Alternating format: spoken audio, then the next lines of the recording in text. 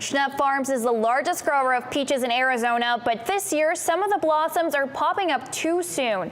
Emily Blume is in Queen Creek with more on why our weather may be to blame. Here in Arizona, we've had an unusually warm fall so far, and Schnepp Farms is dealing with the effects of that.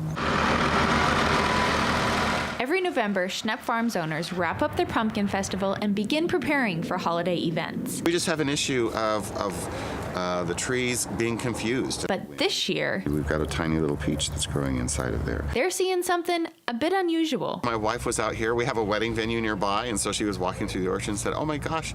She calls me up on the phone and says, "Mark, there's some bloom out here." And I said, "Nah, it can't be." Schnepp says the blossoms aren't supposed to come until February. I started walking and realized it wasn't just an isolated one tree incident. It's scattered throughout the orchard. He says usually by this time of year we've had a cold snap that puts the trees to sleep for the winter. But meteorologist Paul Inigith says so far we've had above normal temps for the month of November. October had no measurable rainfall here in Phoenix, and that was the second time that has happened. The second time in as long as records have been kept. Inigith says as of right now, we're on track to have the warmest year ever. I grew up here on the farm. I've been growing peaches for 40 years. I've never seen bloom this time of year before. Fortunately, the farm has about 5,000 peach trees, so your supply for the upcoming spring isn't entirely on the line.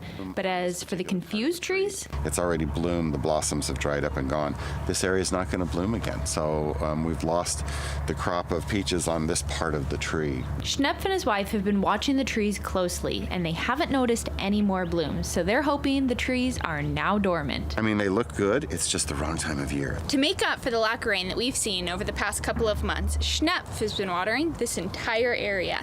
In Queen Creek, Emily Blume, Cronkite News.